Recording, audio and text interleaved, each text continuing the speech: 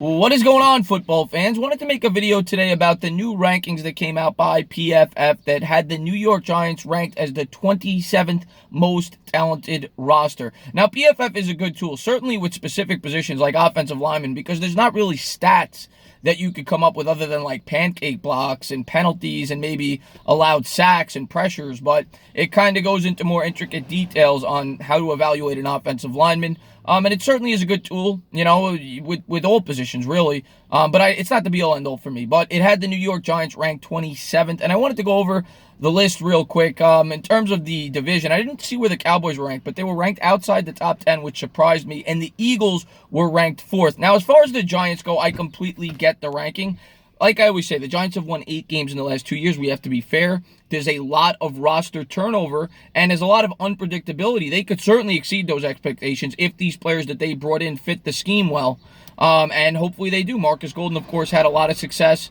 But if you look at the defense, it's a completely new defense. 3/4 of the secondary is brand new. Antoine Bethea, the veteran, who's still proven to be a pretty solid safety in the league. Hopefully we get a good year out of him. Obviously, Jabril Peppers and DeAndre Baker is more than likely going to be the starting cornerback opposite Janoris Jenkins. So right off the bat, 3 out of your first 4 players are brand new. In terms of the edge rushers, I kind of view Lorenzo Carter as a new player because he's probably going to have a much more expanded role as an every down pass rusher this year.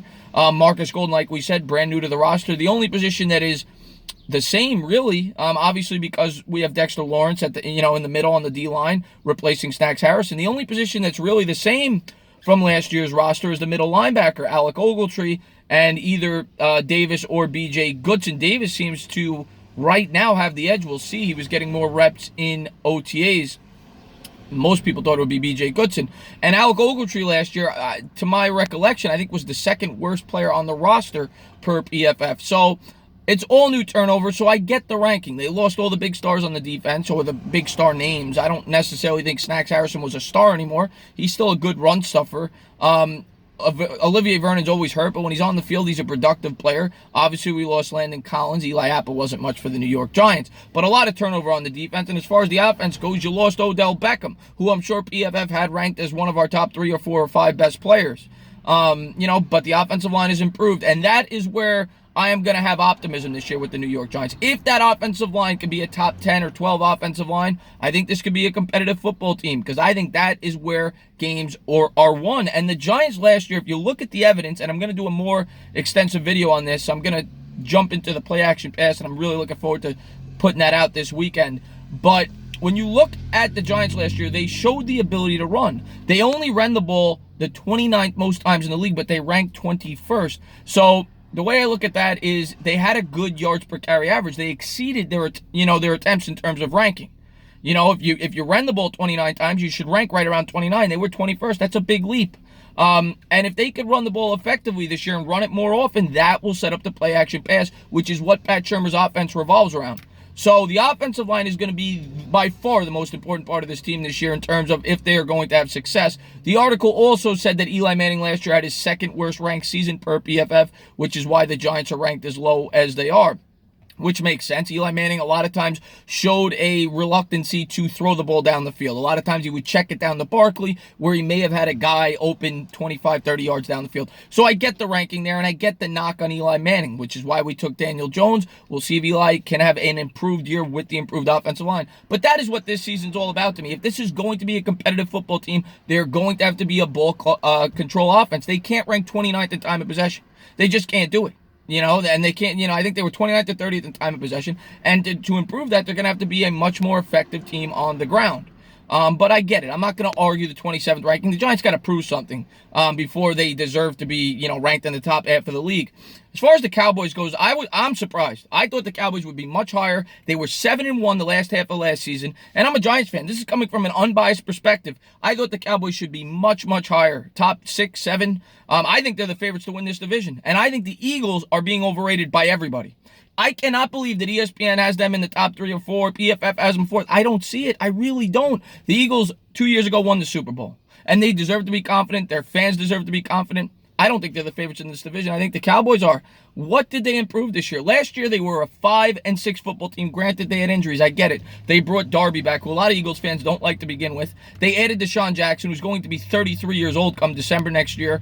The guy, I think, has 1,300 yards combined over his last 2 seasons and 7 combined touchdowns. Now, we all know as Giants fans, he definitely could take the top off of defense. There's no doubt about it. He always kills the Giants. I think he even killed us last year with the Bucs. I think he had a big play. But Deshaun Jackson will probably give you 1 or 2 really good games. Other than that, he's probably not going to be that big of a factor. Jordan Howard, to me, and by the way, I love Lord Brunson. I think he puts out great content for the Eagles. I watched his video yesterday. I thought him and Eagles fans that responded to that video were way off base, and that's just my opinion. He came out and said that Jordan Howard is a top 3 or 4 running back in the league. That's what he said, and when he said 3 or 4, I thought he was going to say in the division. Jordan Howard got traded for a 5th-round pick. The guy has 2,300 combined yards from scrimmage over the last 2 years.